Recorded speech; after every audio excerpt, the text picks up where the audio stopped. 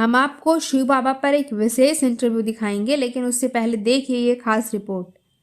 जब हमारी टीम शिव बाबा धाम पहुंची तो वहां का दृश्य मन को छू लेने वाला था। हर तरफ गूंजती घंटियों की मधुर ध्वनि और भक्तों की भक्ति में डूबी हुई आवाजें वातावरण को अलौकिक बना रही थी। श्रद्धालु पूरे समर्पण के साथ भगवान शिव के दर्शन के लिए अपनी बारी का इंतजार कर रहे थे। इस पवित्र स्थल पर जो दिव्यता और भक्ति का माहौल है, उसे शब्दों में बयां करना वाकई कठिन है। जैसा कि आप इन खूबसूरत तस्वीरों में देख सकते हैं, सोमवार और शुक्रवार को यहाँ मेले का आयोजन होता है। भक्तों की भारी भीड़ और उनकी अनंत भक्ति इस बात का प्रमाण है कि यह स्थान भगवान शिव के प्रति श्रद्धा और विश्वास का प्रतीक है। वहां का हर कोना एक अलग ऊर्जा से भरा हुआ महसूस होता है। परिसर में स्थित शिव और पार्वती की विशालकाय मूर्ति यहाँ का मुख्य आकर्षण है। इस मूर्ति को देखकर ऐसा लगता है कि जैसे ये किसी भी पल जीवंत होकर भक्तों से संवाद करने लगेंगी। ये न केवल भक्ति का प्रतीक है, बल्कि कला का एक अद्भुत उदाहरण भी है। इनकी भव्यता और सुंदरता हर किसी का मन मोह लेती है। परिसर में एक प्राचीन और विशालकाय बरगद का वृक्ष भी है, जो श्रद्धालुओं के लिए आस्था का एक बड़ा केंद्र है। कहा जाता है कि ये वृक्ष त्रेता युग से जुड़ा हुआ है। इसकी छाया में बैठकर भक्तों को जो सुकून और शांति मिलती है, वो अनमोल है। इस वृक्ष को लेकर मान्यता है कि यह हर भक्त को सकारात्मक ऊर्जा प्रदान करता है। महाशिवरात्रि और श्रावण मास के दौरान यहाँ मेले का आयोजन किया जाता है। हर तरफ भक्तों की भीड़, भजन कीर्तन की गूंज और आरती की दिव्य ध्वनि माहौल को पूरी तरह भक्तिमय बना देती है। प्रांगण में सजी दुकानों और श्रद्धालुओं का उत्साह देखने लायक होता है। यह मेला न केवल धार्मिक आस्था का प्रतीक है, बल्कि लोगों को एकजुट करने का माध्यम भी है। अब हम आपको ले चलते हैं शिव बाबा धाम के महंत जी के पास, जिन्होंने अकबरपुर चेतना से खास बातचीत की। सुनिए इस दौरान उन्होंने क्या कुछ कहा। मैं हूं संज्ञा मिश्रा और आप देख रहे हैं अकबरपुर चेतना न्यूज। इस वक्त मैं शिव बाबा धाम में मौजूद हूँ। हमारे साथ यहाँ पे महंत जी हैं। हम इनसे कुछ बातचीत करेंगे और कुछ सवाल हैं जिनके जवाब जानेंगे। बाबा जी, आप अपना परिचय बताएं। मैं ओम प्रकाश गोस्वामी, महंत शिव बाबा धाम। वैसे ब्रह्म शिरोमणि श्री शिव बाबा धाम में ब्रह्म स्थान है। इस मंदिर से जुड़ी सबसे पुरानी और पौराणिक कथा क्या है?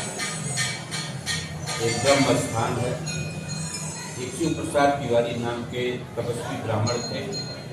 मूल निवासी देवरिया के नंदौली गांव के रहने वाले थे। 1864 में बाबा इसी रास्ते से सरवर क्षेत्र होकर अयोध्या जाने वाले थे। उस समय यहाँ जंगल था, एक तालाब था जो बड़े पोखरे के रूप में था। बाबा रात में रुक जाते हैं। उस समय छोटी छोटी रियासतें थी। एक रियासत दुल्लापुर थी। वहाँ बाबा जब रुके थे, दुल्लापुर रियासत में आता था। यहाँ से कुछ सिपाही जो रियासत के थे, वो बाबा से उसका परिचय जानने के लिए उनके पास गए। बाबा बताए कि हम देवरिया से आए हैं, सरवट क्षेत्र जाएंगे, उसके बाद कल फिर हम चले जाएंगे अयोध्या। तो जाकर के अपनी बात जो है कि तालुकदार को उनसे बताए। तालुकदार स्वयं बाबा के पास आए और बाबा से एक प्रश्न कर दिए कि बाबा, अगर वास्तव में आप ब्राह्मण हैं तो आप अपनी धोती आसमान में सुखा सकते हैं क्या?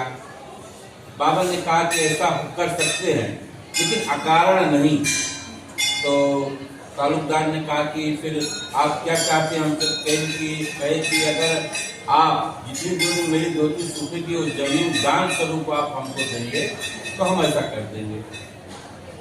मान गए तालुकदार। सुबह बाबा स्नान किए और अपनी धोती आसमान में डाल देते हैं बाबा। ये पूरा एरिया 154 बीघे का है। धोती 154 बीघे में घूम करके आके वहाँ गिरी। फिर बाबा को ये जमीन दान स्वरूप जो तालुकदार थे वो दे देते हैं। बाबा फिर श्रवण क्षेत्र होते अयोध्या गए, फिर अपने घर गए। वहाँ से अपने कुछ अनुयायियों के साथ पुनः यहाँ आए और अपनी जमीन में कुटिया बना के यहाँ रहने लगे। 1869 में 5 साल बाद जो यहाँ के तालुकादार थे, जमीन को हथियाने के बारे में सोचने लगे। बाबा के पास प्रस्ताव भेजा कि जमीन आप हमको दे दो। बाबा ने कहा कि जमीन तो आप दान दे दीजिए, इस पर अब आपका कोई अधिकार नहीं है। ताकत और हमेशा ताकत का समय आने पर प्रयोग कर भी लेते हैं। तालुकदार भी अपना ताकत का इस्तेमाल किए, बाबा को हटाना चाहे। बाबा ने इनको श्राप दे दिया कि हम तो यहाँ समाज ले रहे हैं, अपने जीवन को समाप्त कर देंगे, लेकिन इस 154 बीघे जमीन में कोई भी व्यक्ति अपना निजी कोई कार्य नहीं कर पाएगा। और जो एक हिंदू धर्म में होता है 13 दिन के अंदर आपका विनाश हो जाएगा। इसी तरीके से हुआ।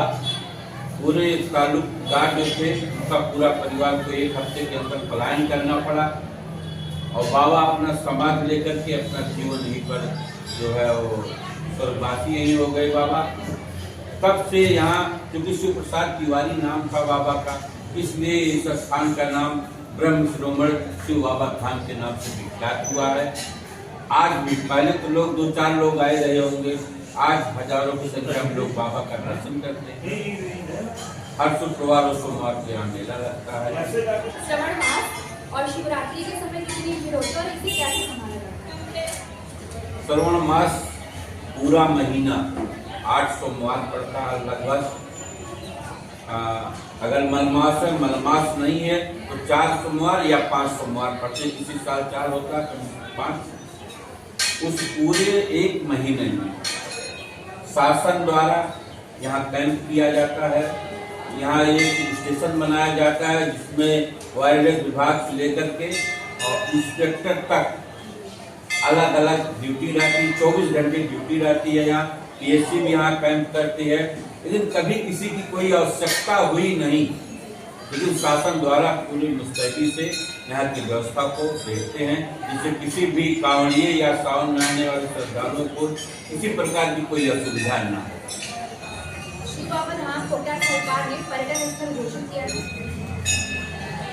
ऐसा कुछ अभी तक कागज में तो नहीं हुआ है, लेकिन पेपर के माध्यम से, अधिकारियों के माध्यम से और माननीय मुख्यमंत्री जी के मुखारबिंद से भी यहाँ पर्यटक स्थल इसको घोषित करने के बारे में कई बार कहा गया है। परिसर में श्रद्धालुओं के लिए क्या कोई विशेष सुविधाएं उपलब्ध हैं? अब यहाँ पुजारी होने के नाते सारे दर्शनार्थियों को अपने परिवार के तरीके से मानते हैं। उनके लिए जितना धर्मशाला है सब उन्हीं के लिए है। पानी पीने की सारी व्यवस्था है। हम लोग प्रयास करते हैं कि यहाँ किसी तरीके से कोई गड़बड़ी उनके साथ न होने पाए। उनके सारी सुविधा को ध्यान में रखते, जो भी दुकानदार है, दुकानदार भी उनकी सुविधा का ध्यान देते हैं। और ऐसे भी एक धार्मिक स्थल है। यहाँ सब लोग एक धार्मिक भावना से आते हैं, कभी किसी को कोई दिक्कत नहीं है। तो ये था शिव बाबा का धाम का एक खास कार्यक्रम। ये धाम न केवल आध्यात्मिक शांति का प्रतीक है, बल्कि यहाँ का वातावरण हर भक्त के दिल में भगवान शिव के प्रति एक नई ऊर्जा का संचार करता है। अगर आप भी अपने जीवन में भक्ति और सकारात्मकता का अनुभव करना चाहते हैं तो शिव बाबा धाम जरूर जाएं। हमारे साथ शिव बाबा के हैं ओम प्रकाश गोस्वामी जी, आपने अपना समय दिया हमें, इसके लिए बहुत बहुत आपका धन्यवाद। धन्यवाद आपको भी।